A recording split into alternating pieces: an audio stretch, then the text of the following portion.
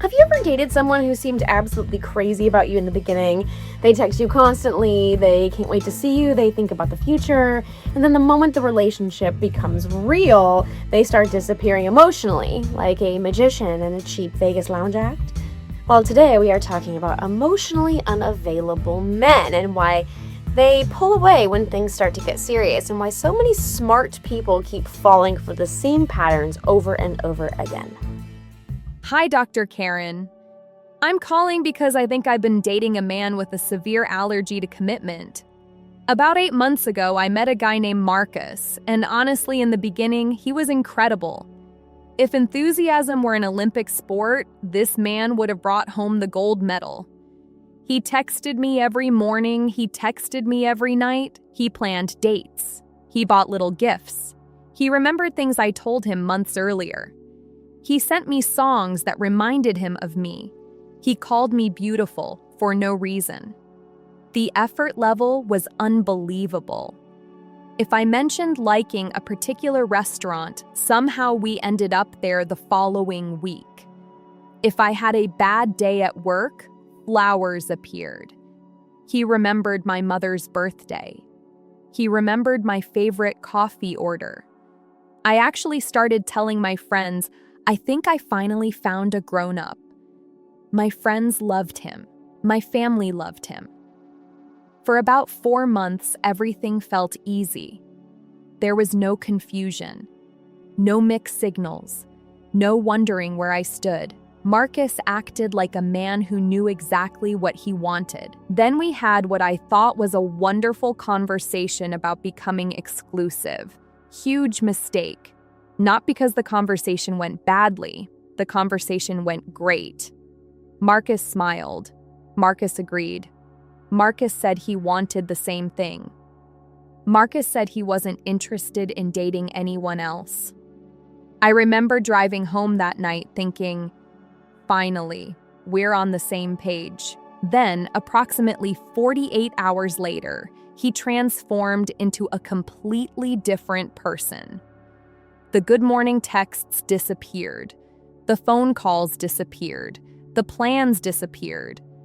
At one point, I was getting more communication from my dentist than I was from my boyfriend.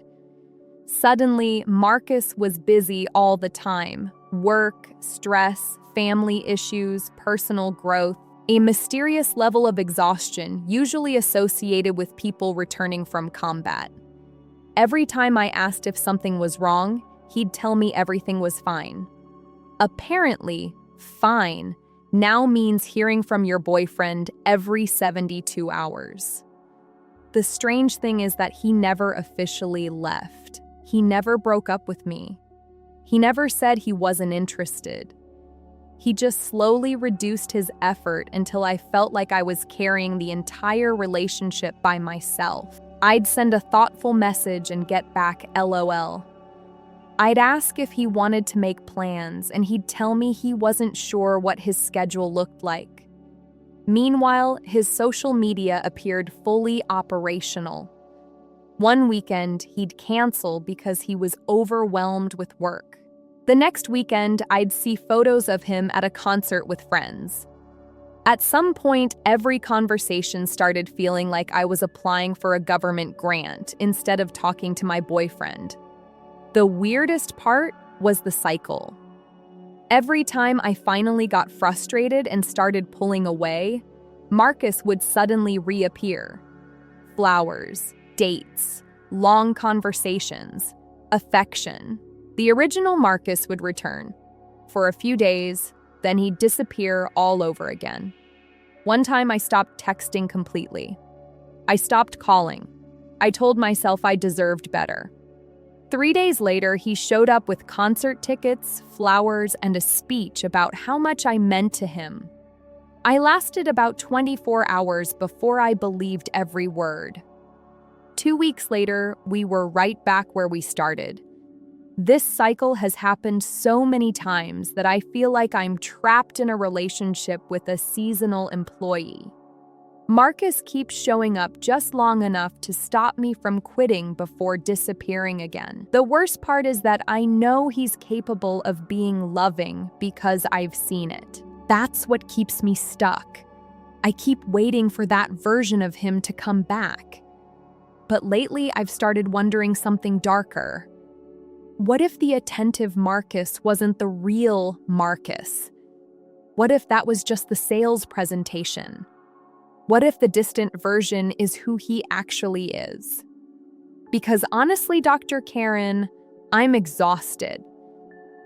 I spend more time analyzing his behavior than enjoying the relationship. I spend more time trying to understand him than being loved by him. And that's not what I thought a relationship was supposed to feel like. So tell me honestly, did Marcus genuinely want a relationship and then panic when things became real? Or was the chase always the point? And more importantly, how do you know when it's finally time to stop waiting for someone who only seems interested in you when he's afraid you're about to leave? Hi, okay, thank you so much for calling in with this question. Wow, what a lot to unpack. Where do we begin here? First and foremost, I guess I'd like to start with pursuit versus commitment. You know, a lot of people, a lot of men in particular, which what we were discussing, a lot of men, they enjoy the chase, and that might be the circumstance here, which you've seemed to sadly figure out on your own, is that this man, Marcus, he really seems to be into the chase, and not the reward, which that's the most major red flag possible. So it's good that you are seeing that and that that's been established. There could be a lot of reasons why this is happening. He could have an avoidant attachment issue, which is something that stems from his childhood where he didn't get the attention and love that he needed as a child, and somehow that's manifested into his adult life. Regardless, the reasoning doesn't really matter. It doesn't matter if that's the root cause of the problem or if that's not the issue at all, or he's simply a sociopath. We're never going to know the answer, and the sad truth of the matter is that sometimes we need to accept not knowing, and that needs to be enough. Sometimes there's no closure. Sometimes there's no explanation. And that seems to be this case with Marcus. There are a lot of people that fall in love with potential. And I don't mean that disrespectfully against you. I just mean sometimes that some people enjoy that. And then when you break away and they realize that there's a sense of loss, they come back and they become a little clingy again. They give you the love that you were wishing you had previously. This is all just a big, big, big, big cycle. And you are the only one that's going to break this because he obviously doesn't have the maturity to do so. Or at least admit his personal issues with you about his lack of commitment and things of that nature. I'd say the good thing that you've realized, and something that I'm going to continue to harp on here, is that the difference is going to be between attention and investment. This man is not willing to put the time in to make this a proper investment. He's not investing his time and energy into the situation. He's just seeing this as a quick attention thing. And that's not going to get him anywhere, and you deserve a lot better, quite frankly. I can't say that I've been on both sides of the situation. I've been the user and the usee. Sadly, I think we probably all have at some point in our lives. You are definitely being used. And, sometimes out of these circumstances, you got to just pack up your things and move on and just remember that the best thing you got out of that time was a really rough life lesson for yourself, or maybe a designer handbag and a nice dinner. Because I'll tell you, when it was me, that's what I got. You're going to be okay. It's good that you're identifying these problems now and that you can see that this person has these issues, and you deserve a lot better than Marcus. Thanks for calling.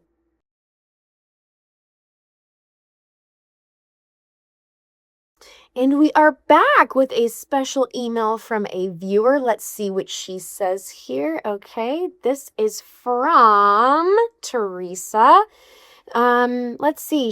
In her email, it says that she lost her job and was being supported by her boyfriend, David, who became her hero. Okay. Once her life established and she began discussing a future together, David became emotionally distant.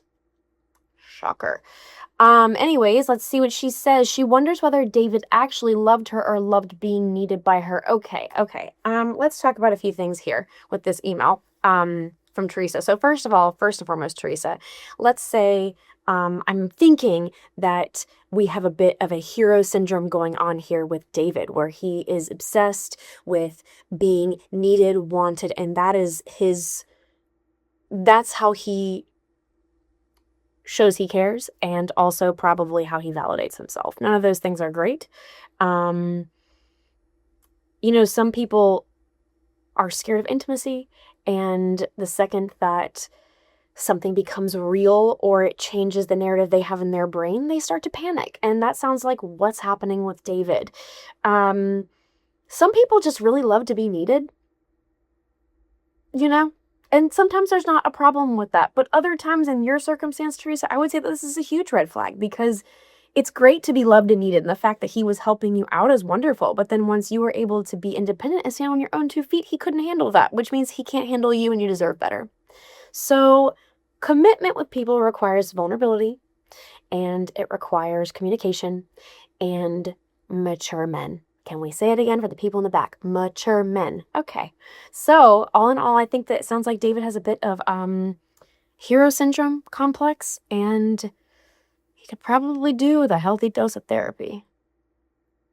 Thanks for emailing in, Teresa.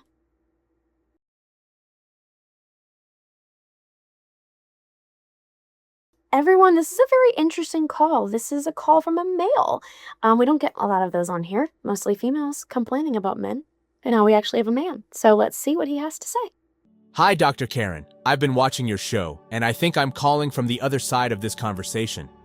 I'm 47 years old now, and for most of my adult life, I was emotionally unavailable. The funny thing is, I never knew it. I thought I was independent. Looking back, I was basically a relationship tourist. I loved visiting. I just didn't want to buy property. I'd tell women, I'm not looking for anything serious right now. Translation: I'd like girlfriend benefits without the monthly subscription fee. I'd tell them, let's just see what happens. Translation: I'd like the freedom to disappear if this starts feeling real. I always kept one foot near the exit, sometimes both feet. Honestly, there were relationships where I was emotionally standing in the parking lot. I'd spend entire weekends with a woman, meet her family, meet her friends, talk about life, dreams, and the future. Then panic if she referred to me as her boyfriend. I once dated a woman for 9 months and nearly passed out when she suggested planning a vacation 6 months in advance. Apparently, my commitment horizon ended around Arbor Day. The worst part is that every failed relationship was somehow the woman's fault. One ex was crazy, another was needy, another was controlling. After about the 7th crazy ex, I probably should have looked around and asked, who keeps dating all these crazy women? But somehow that detective work never happened. Whenever a woman wanted clarity, I'd say she was creating pressure. Whenever she wanted commitment, I'd suddenly discover a deep personal need for freedom, and if things got serious, I'd find reasons to leave. Maybe she laughed too loud. Maybe she used too many emojis. I once spent a week questioning a relationship because a woman put ketchup on scrambled eggs. That's how badly my brain wanted an escape hatch. 6 years ago, I finally went to therapy. What started as a few sessions turned into 6 years, and honestly, it changed my life. Today, I'm more self-aware. I communicate better. I take responsibility. I can actually talk about feelings without feeling like I'm being interrogated by the FBI. But here's my question. Even now, after all that work, I'll meet an amazing woman and suddenly that old voice comes back. Maybe she's not right. Maybe you're not ready. Maybe someone better is out there. Logically, I know these thoughts are part of my old pattern, but emotionally, they still feel real. So Dr. Karen, how do you know when your instincts are genuinely protecting you? And when they're just wearing a fake mustache and trying to sabotage another perfectly good relationship? Yeah, okay. So I've got the nuts and bolts of this for us all right now. Okay, so the great news about this man is that he has identified his issues. That's half the battle right there. Identifying your problems is... most people don't have the maturity to handle that. Most men don't have the maturity to handle that. So it's great that this guy does. Congratulations. That's amazing. I would say that because you still feel the urge to run when things become serious, it's really great that you're asking yourself these really important questions and distinguishing, how old patterns can be self-sabotaging, and how, I would say, just my advice to you is to take things very slowly so that you are able to give yourself the time in between these moments to differentiate between an old habit and an actual red flag with someone that you're being with. But great work.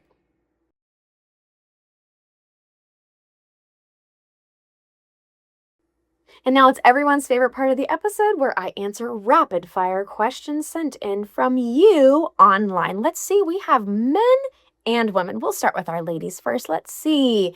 Is he interested or just bored? He's not interested. Let's see what's next. Why won't he call me his girlfriend? Because he doesn't want you to be his girlfriend. Should I worry about his ex? I don't know. Has he given you a reason to worry about his ex? Maybe. Let's see. Why do men chase women they won't commit to? Immature. Immaturity. And scared. Those are my best guesses. We'll never know. Men are truly from Mars, everyone. Let's see. Am I not a priority? If you're asking, you're not to him. Let's see. Why do emotionally unavailable men seem confident? Well, let's see. They don't have a lot of energy that they're putting into a partner, so they have all that energy to focus back on themselves. This might be another indicator as to why that these men later in life, when they're in like their middle ages, stay single. Don't get married. Can't find anyone, because at that point in life, people aren't interested. Okay, let's see. Should I stop waiting? Yeah, you should. If you know what you want, go for it. Don't wait. Why does he come back when I leave? Oh, because he has some issues. He has some mommy and daddy issues, and he needs to go to therapy. That's why. You need to run. Let's see. Why won't he introduce me? Oh, because he doesn't want to commit to you. Hard truth, but the truth. And our last question is, what am I missing?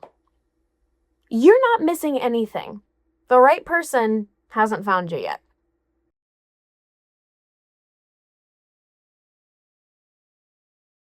Okay, let's do some rapid fire questions from our gentlemen callers. Let's see. Oh, this one's good, starting out hot. Why do women choose bad boys? Because they're fun. They shouldn't, but they're fun. Okay, is checking a phone insecurity or distrust? I would say a little bit of both. You really shouldn't be with someone that you need to check their phone with. And if you are with a wonderful person and you're doing that from an old habit, then you need to reevaluate some things on your end. Let's see. Why do some women want commitment so quickly? I don't know. I think it could be a lot of reasons. I think some women are desperate. I think some women want commitment because they want to ensure that they're not going to get hurt. I think it depends on the person and what they've been through in their life. Okay, let's see. Can you be friends with an ex? You shouldn't. Plain and simple, you shouldn't. Okay, are dating apps hurting relationships? You know what? I don't think so. I think that in our day and age now with technology and just the modern world that we live in, I don't think it's any different than having a pen pal if you use it the correct way. Yeah. Is she testing me or creating drama? Well, it depends. Do you enjoy going back and forth with each other and that is part of the game that you play? Then she is testing you. Or maybe she's a dramatic person and you need to run for the hills, because there's a lot of those too. Okay, let's see. Why does attention kill attraction? Oh, okay, yes. You can be the most beautiful man on the entire planet, but if you are not interested in what your partner is saying, if you're not listening and looking and making eye contact, dead in the water. Next. Okay, let's see. Why does honesty scare people? Well, I think people are worried that when they're truthful, people aren't going to like it and they're going to run. It's the same way people lie to others. They lie because they know that the truth will hurt. I think it's the same thing. Does she like me or the attention? Ooh, if you're asking this question, it's definitely the attention. She doesn't like you at all. And our last question, can emotionally unavailable men change? I hope. I've yet to meet one. If you find one, come talk to me. I'd love to know about it. Thank you so much for joining me today for this episode. If you have a question, if you have a problem or a disaster disguised as a relationship, please send it my way. You can email me, send a video, leave a voice message. However you reach out, I would absolutely love to hear from you. Until next time, friends, comfort is overrated, truth is not. I am Dr. Karen. See you next time.